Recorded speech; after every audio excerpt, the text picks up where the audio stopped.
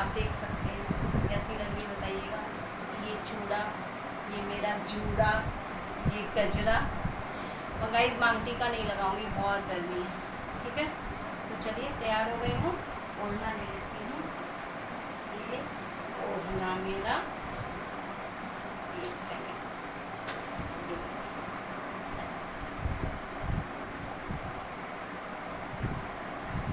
Stop pause कर दो।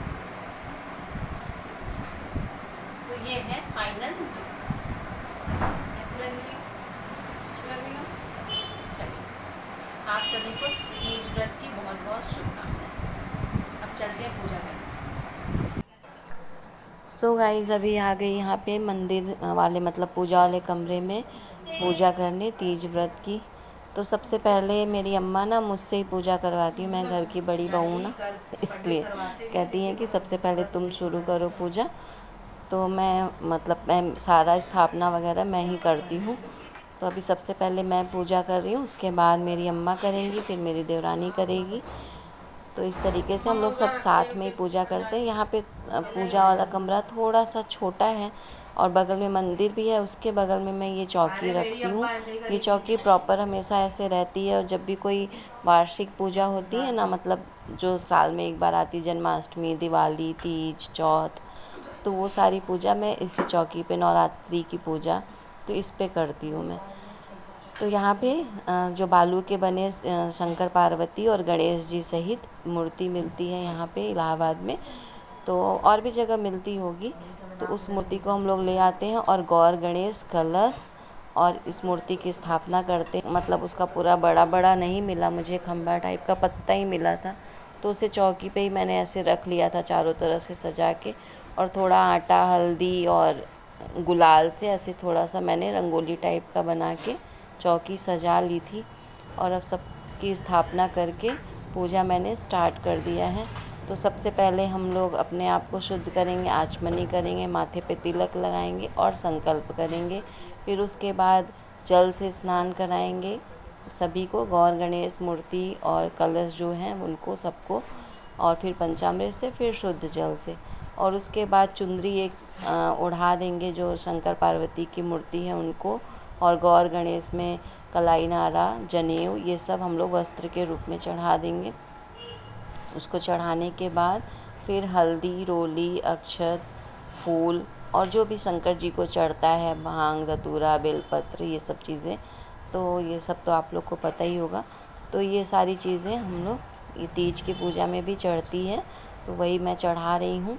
तो ये सब चढ़ाने के बाद, और जो भोग के लिए गेहूं के आटे से बना कुछ भी आप बना लीजिए, गुलगुला, हलवा पूड़ी, मतलब कुछ भी मीठा बना लीजिए। तो यहाँ पे मैंने बनाया था पूड़ी, हलवा और मखाने की खीर, और दूध का बना भी कुछ मीठा होना चाहिए, तो मैंने पेड़ा मंगाया था। और फल में सेब, केला, नारियल, नींबू, खीरा, तो ये सारे फल, मतलब नींबू, खीरा, नारियल मस्ट है। उसके बाद आपको जो भी ऋतु फल उपलब्ध हो आपके पास, आप उसको ले सकते हैं।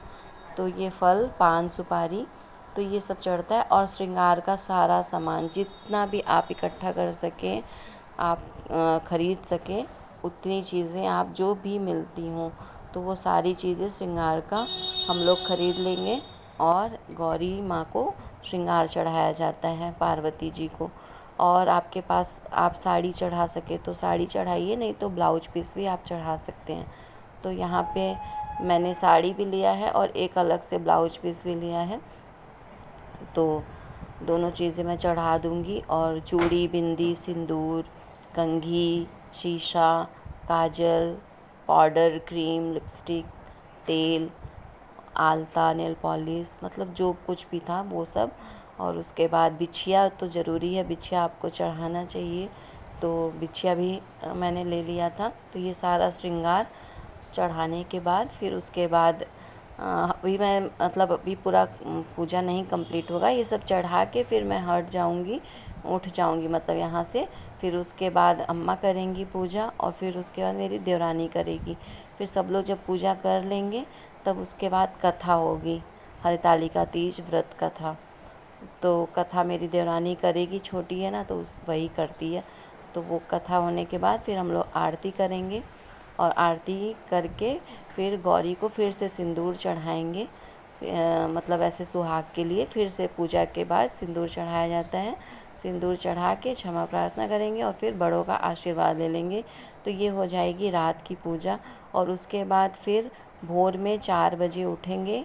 4 बजे उठने के बाद नहा धो के फिर से पूजा हम लोग करेंगे, मतलब शंकर पार्वती की फिर से सारी पूजा करके, मतलब इतने पूरे विधि विधान से नहीं, लेकिन हाँ एक नॉर्मल जो पूजा होता है, मतलब जल चढ़ाना, हल्दी रोली अक्षत, और फिर उसके बाद भोग लगा के आरती करके फिर गौरी को सिंदूर चढ़ाएंगे। दाएं हाथ से सिंदूर चढ़ाएंगे और बाएं हाथ से सिंदूर लेके अपने मांग में लगाएंगे। इसको कहते हैं सुहाग लेना। तो ऐसे हम लोग सिंदूर चढ़ा के अपना सुहाग ले लेंगे। और चीर भी चढ़ता है रात में, मतलब कपड़े के छोटे छोटे टुकड़े। तो उस चीर को आप सुहाग के प्रतीक के रूप में लेंगी और लेके अपने आंचल में हम लोग बांध लेते हैं। ठीक है, तो उस ऐसे करके तब हमारा मतलब ये भोर की पूजा पूरी होती है। तो इस तब जाके ये पूजा संपन्न होती है। फिर बड़ों का आशीर्वाद लेके व्रत खोलेंगे। व्रत खोलने की विधि अभी आपको आगे बताऊंगी मैं। तो यहाँ पे पूजा मेरा हो गया है। और अब इसके बाद मेरी अम्मा करेंगी, मतलब मेरी सासू माँ, और फिर मेरी देवरानी करेगी।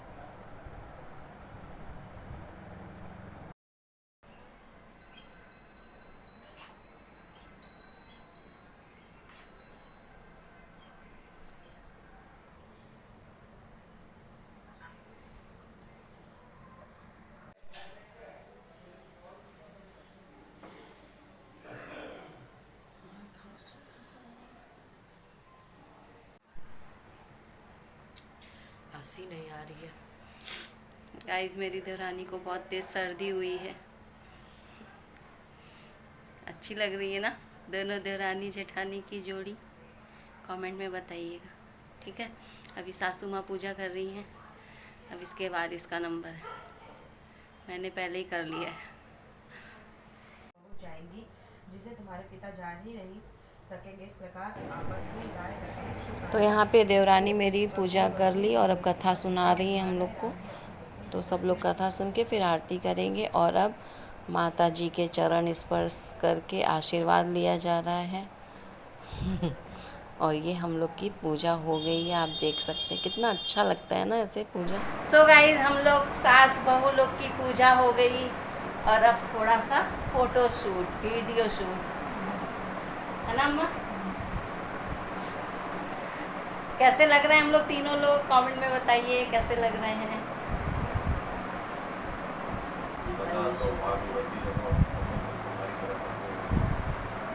मुझे भी तुम्हारी तरह पत्नी मिली। गाइस कह रहे हैं कि मुझे हमेशा तुम्हारी तरह पत्नी मिले। तो मैंने कहा मुझे भी तुम्हारी तरह ही पति मिले। तुम्हारी तरह नहीं, तुम्हें मिले सातों जन्म। लेकिन गुस्सा बहुत दिलवाते हैं, बहुत गुस्सा दिलवाते हैं। एक भी रील नहीं शूट की है मेरा। तो गाइस, पहले मैं रहती थी 20-22 साल 25 साल तक मैंने निर्जला उपवास रखा है। और अब 2 साल से मैं पूजा के बाद पानी पीने लगती हूँ। तो अभी पूजा वगैरह हो गई और अब पूजा वगैरह नहीं, पूजा पाठ हो गया हमारा हरतालिका तीज का। और अब पानी पीऊँगी और थोड़ा सा चाय बना के पीऊँगी और भोर में 4 बजे व्रत खोलूँगी। ठीक है, तो आज है हरतालिका तीज का दूसरा दिन। और अभी भोर में नहा धो के जो साड़ी पहन के पूजा की थी रात में, वही साड़ी पहन के सुबह पूजा करके और ऐसे सुहाग लिया जाता है तो वो मैंने ले लिया है। और जो ये चीर चढ़ता है गौरी मैया को, उसको ऐसे साड़ी में बांध लिया जाता है। तो वो सब रस्म मैंने विधि कर ली है। और अब व्रत खोलूँगी। चना जो होता है 3 चना, उसे निगलूँगी पानी से। ठीक है, और सीधा निकाल के फिर व्रत पूरा हो जाएगा।